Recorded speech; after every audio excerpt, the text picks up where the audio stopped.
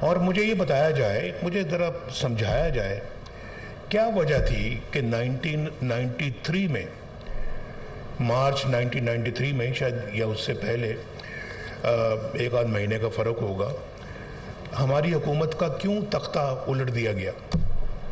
یہ میں پوچھنا چاہتا ہوں، وجہ کیا تھی؟ اس کی وجہ ایک سب سے پہلے، میں 1990 سے شروع ہو رہا ہوں، ابھی تو اس سے پہلے تو میں چیف منسٹر تھا پنجاب کا، لیکن جاننا چاہتا ہوں، مجھے آج تک اس کی وجہ سمجھ نہیں آئی، اور میں ان لوگوں کے نام بھی نہیں لینا چاہتا جو اس سازش میں جو پوری طرح سے انوالو تھے۔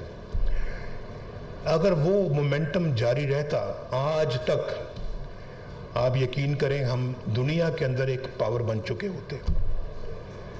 اس ایشیا میں تو ہم یقیناً اللہ کے فضل و کرم سے نمبر 2 یا نمبر 3 پر ہوتے، اور دنیا میں بھی ایک مقام حاصل کر چکے ہوتے۔ میں بالکل وثوق کے ساتھ یہ بات کہہ رہا ہوں، اتنا بہترین ہمارا ملک ٹیک آف کر چکا تھا، اور موٹر ویز اس زمانے میں بننی شروع ہو گئی، اس زمانے میں بڑے بڑے میگا پروجیکٹس لگنے شروع ہو گئے جس کی کوئی تاریخ میں مثال نہیں ملتی۔ اور اس وقت یہ بھی کہا جاتا تھا، اور بڑے بڑے لوگ کہتے تھے، اور جنہوں نے مجھے نکالا وہ بھی کہتے تھے کہ بھائی یہ موٹر ویز کے اوپر کیوں پیسہ لگا رہا ہے نواز شریف، یہ کیا منصوبے، تو پیسہ ضائع کر رہا ہے۔ آج ان موٹر ویز کی افادیت کا پوری قوم کو علم ہے۔ اس کے بعد پھر وہ تلوار پاکستان پہ چلی، پھر اس کے بعد پھر میں اپوزیشن میں آئے، ہم جو مشکلیں کاٹیں دیکھیں وہ آپ سب جانتے ہیں۔ 1997 میں اللہ نے پھر موقع دیا، پھر ہم نے جو ہے نا وہ اسی سپیڈ کے ساتھ پھر آگے بڑھنا شروع کیا، اور اس میں ایک اور چیز کا اضافہ کیا۔ ہم نے صرف اپنی معیشت یا اکانومی میں کردار ادا نہیں کیا، صرف ہم نے ڈیفنس میں بھی پورا جو ہے وہ حصہ ڈالا، اور اللہ تعالیٰ کے فضل و کرم سے پاکستان کو ایٹمی قوت بنایا۔ 1998 کے $5 بلین ایک بہت بڑی رقم ہوتی تھی، تو وہ آفر کیا جی کہ ہم آپ کو یہ دیتے ہیں، آپ ایٹمی دھماکے نہ کریں۔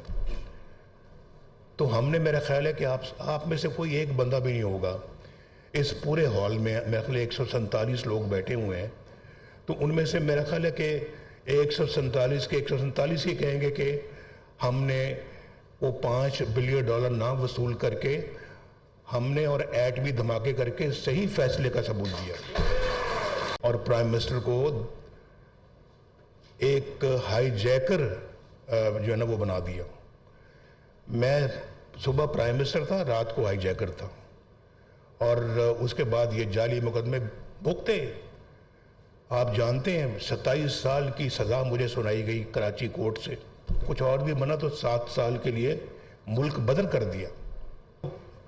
بتدریج بتا رہا ہوں کہ ہوتا کیا ہے، ہماری 70 سالہ تاریخ ان واقعات سے بھری پڑی ہے۔ جلاوطنی ہوئی، ہم واپس آئے، 2013 میں پھر ہماری حکومت آئی۔ تب سے پہلے حکومت سنبھالنے کے بعد نواز شریف کہاں جاتا ہے؟ نواز شریف جاتا ہے بنی گالہ، کس کو ملنے کے لیے؟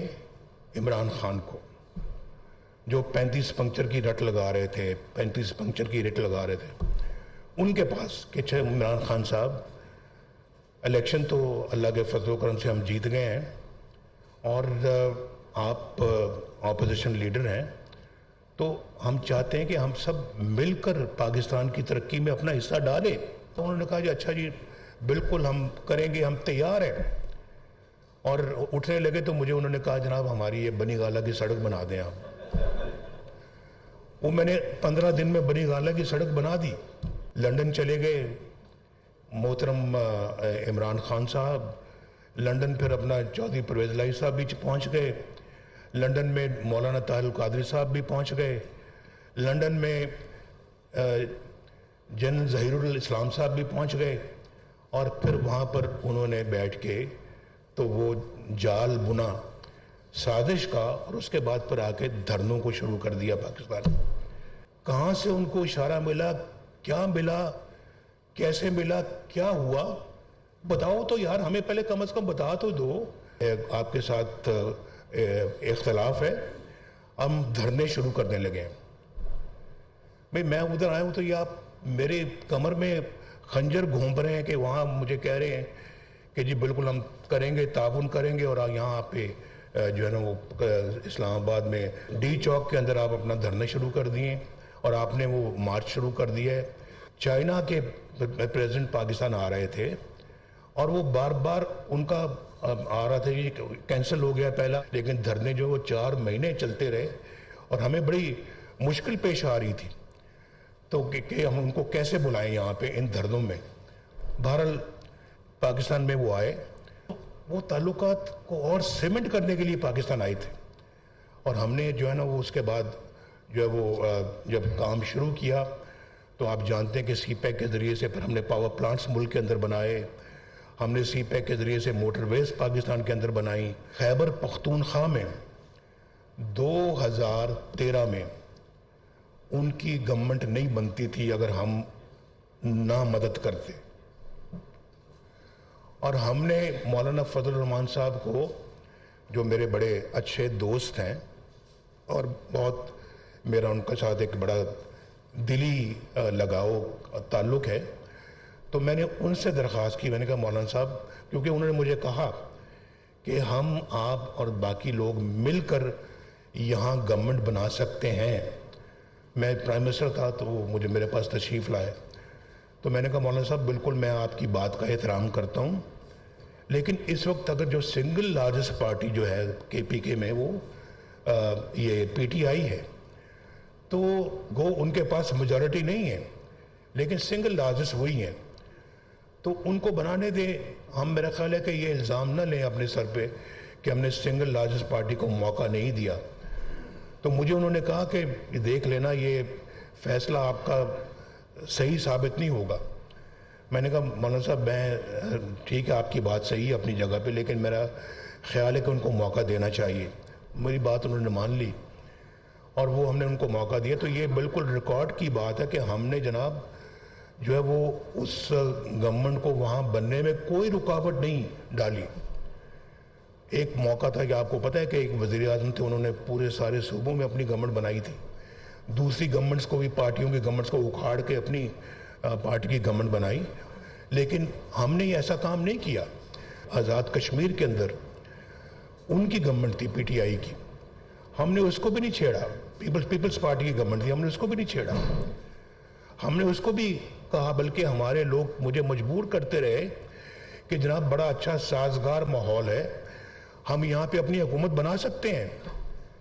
میں نے کہا نہیں، مجھے معلوم ہے کہ آپ اس حکومت کو الٹا سکتے ہیں اور اپنی حکومت بنا سکتے ہیں، لیکن میں آپ کو اس بات کی اجازت نہیں دیتا۔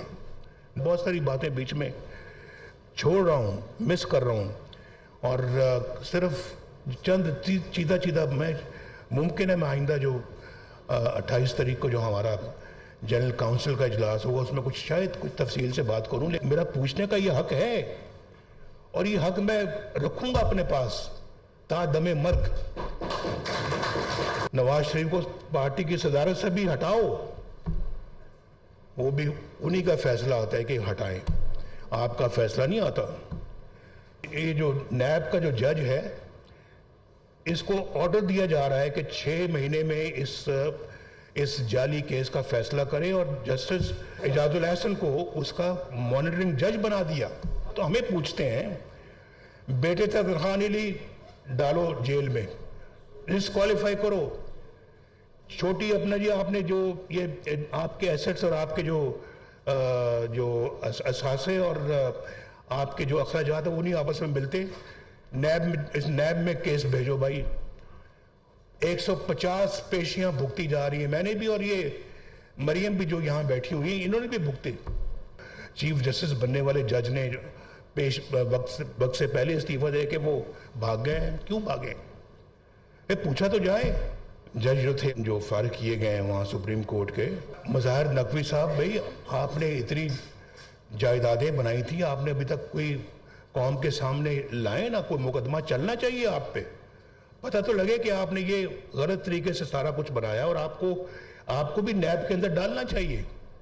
اور ہمارے کچھ سینیٹر بھی یہاں پہ شاید ممکن ہے 1-2 وہ بیٹھے ہوں جن کو جن کو کہا جی کہ یہ پارٹی ان کو ٹکٹ دے ہی نہیں سکتی کیونکہ ان کے دستخط نواز شریف کے دستخط تھے. تو نواز شریف صاحب چونکہ صدر نہیں رہے لہٰذا ان کو ہم نہیں مانتے. ان کو مطلب یہ کہ دو ٹوٹ جائیں گے بندے ان سے، لیکن وہ ٹوٹے نہیں، وہ ساتھ ہی رہے.